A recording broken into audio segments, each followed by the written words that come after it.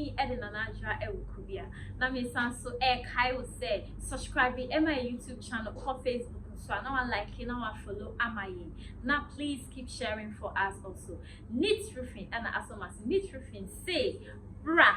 Now we know more embra evedi kasubo. Say na say okoton neat roofing ne materials now. No one kasa ama onkofo akwakoye bibi bia odo materials ni be no onkofo ni be kwakoye ama free. I want you for workmanship. Na ebusia for eye endra ahamachi and I say endra anachu and I say ya arrested Captain Smart media journal Captain Smart ye na ye so oyobi o kana adwen and I say obo eye governance this particular governance obo mechi ye papa na Captain Smart edibetu just say eye president Nana Abdankwa Ekufuado or ye Kim Skin. What is the word? To me, I'm more now. I'm say, or a camping. Aha, camping. Say, I can't obey a camping. And I just say, or a king call and I say, oh yeah, guru, ewo, galamse, neomanimu. And I say, galamse, neomana, echo cosunimu. And see, way, ebe ma ye be arrested no kakana, see, ebe fan say, uncle yi na nenumun sanas, uncle yi ano. BNI4 and a be fan. Now so anche at least like 5 hours time and no mujai no. And a pa way dear in fact.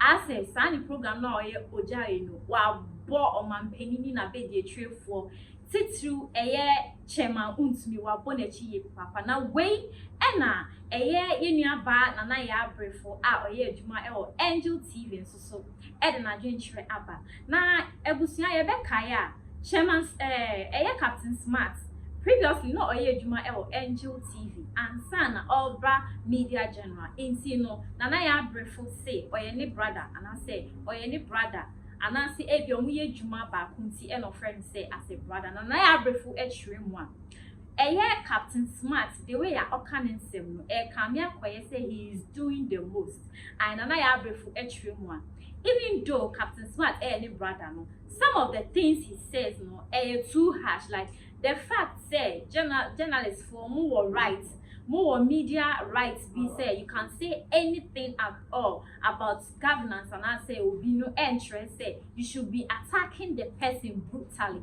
I say akwa say Captain Smart de bia na wo bo nana Abdankwa Ekufuado any na be de tree and I say ni penifo and I say ni branch bedwafo na obo machi in as much as you have the right to say things no doesn't mean say insult me and I say in a way I will be canon. Don't say it like that because Ofele say aban bi and I say some ko bi etawechi na Yaa Brefo esanso e di blame Emma producers are omo media general meka media journal na me tre Onua TV na any say or say say adwuma we Captain Smart ofiase Angel TV na Angel honom no there are some words producer no be ma kwan second there are some words producer no be restricted say menka inti as a media journal hono omo jai Captain Smart emani can anything at all elunti enama akwa akofasa say we aba because or say I say ya be fa no akọ omo I share hono for 2 solid times which means producers no omo nyom adwuma ye because time na Captain Smart edena no akwakoyika amane hu no no Yaa Brefo nimpo we receive death threats and che bia enobi a threat no na yenko ne yenko video no embra. After the statement, rough or bossy. After the statement, Asamo Kaye, Ministry of Information Deputy, Neleta or the Babonting. Utia Miniana, you probably will assume he's saying, say, President Etugala. You might assume. It sounded like that. The first comment. So are you camping? If you say somebody is a camping, it sounded like that. So ministry needed a letter Bob on Teno.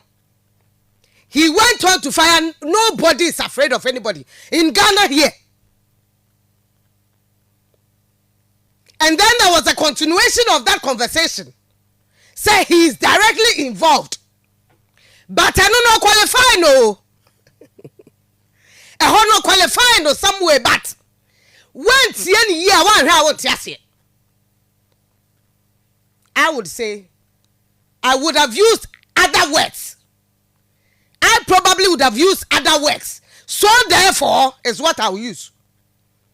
Me and the parents say me catch or more managing no ho.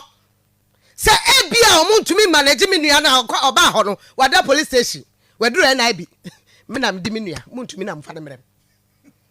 Of course, because you see the way the person said it, how the person said it, you might assume the person is saying, say, President Tugala in this today's Ghana. And now, Galam saying, Sam said, ya who said, ya, and Nagana for you now, strike call. I, excellence, the animal can be crack. I say, the 10 you are now, so a baby, a bedroom, and what to here. A binging ye. Me cry, I am the same. Because look, I have said it and said it over and over again. Say, Galam say, no, can say. Ni root no. I would have said, say. I saw for beneficiaries of Galamsey Juma. Yes. I would say ministers and MPs are beneficiaries of Galamsey Juma. I would say His Excellency, current president, former, probably beneficiaries of Galamsey Juma. I would say a young pa, a contamined in a name. Ministry and nanya ami akwa destroy ne niema. In fact ye kra ye ka wa hare ya meka say ye wura wuntumi wo ye man na dada yanim owo hu license ba wo license na ma ne kwan na utifa ba bi fufura hu ne hu kwan say so wura why ye Galamsey ni at once by force ama ye tete ye se ntokwa bi apia mu okumase ye tete me ni ho me so mete yet said to question and that person was purported to have said, say, now nim quiet a fast white back party, ye found no. So therefore, say no crazy party no. Obi a leader, obi a chairman, obi a general secretary. Galamsey scan ye defend the Galamsey scan ye defend ya. So therefore equals to you are a beneficiary. That is what I would have said. I would say the person is skimping because me nyina ho and they want to me kra no and panyifo na video mo sa sekrata ase e dia beto dwa say want to me e yade ase etumi che no chema want to me e che no because of akwanta mine no obi su beka say the company and the kotu gala enyo no as a person etie bia wo tabiri ne kwakwa atkote ne na what in the because it is a company who went into that particular mining field which he is not supposed to be. And the company near Bonica. Obi Baka say. But me Makan say, Obi Baka say, would to me Mamisika and to make us have a heart. Somebody will say so. And I don't have a problem with anybody who says so. Many problem. Yeah, when more time. What to say? You got some of the languages that to be we should be responsible as journalists. That is all I want to say. We should be responsible. It is true, yet check it and penny for. We should speak our mind and them no $1 na kakra na drew 13 cities. And yet a bong and I dear back where who say, ya mechanic crash OP and then Ghana politicians who any a bus will be papa to me or bepe. Ghana. So politicians have always been dangerous. In fact, as of for being nay, I have for be a man who said, woman so crown, I am dangerous. Oh, my dangerous. Me holding baby when about Yanni, I attend that come and Yamicha and Uncle for net to them now from Coba de BA. Nessa one practice civil, you may what is no one for conscience and toho. Your Sabia say, bois, Nanoa. Ujina switch ha na ode didi wo de transuo na abra untwa ya obi so okwa wa no na. But we must also tell the politicians say politician there my country politicians say what Ghana has said wo mo so ntramra wo mo tam debi because enra me hu wo BBC say why BBC yes mami said ya central regional bonte no ye report ye interview na eye etimemfo ekura placards useless list why any some keto is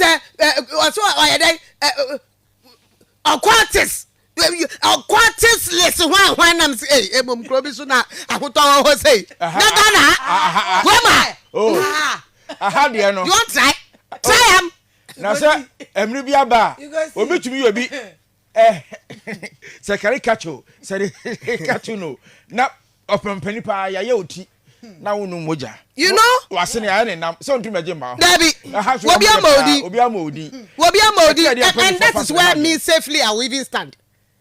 Me wa UK obi send me police sleep and move frame say and I'll go jubilee galamse kimpimbi wo boni di tram na ya metumi nka oya de wa koka wo boni di tram me oya de wa koka wo yo ba kimpimbi no yes wo ni ti ni hwene ne wo shim eni ti dia me ka kosia ne se wo kan ya ma me ka wie na to aso wo kan ya na me ka tira nse bra pa cho wo ne picture ho a wo tu gala ne dia wo betimi dia sane me dia metimi aka woni bia me self asem go fa ko ma me nyene me ho mpasem eno ano no se trafo ko ma no tuma o man na bo no kre enu nti mo nwen se o mo be me akia no atum na mom no yenye ne kwan so quiet one pa ba because in centroni we in centroni one ne ho there's responsibilities e wa adwuma wo ye ho they teach you in school ye ma hu baby awanu be kwa akopem in fact ya no bi ya me ma no ya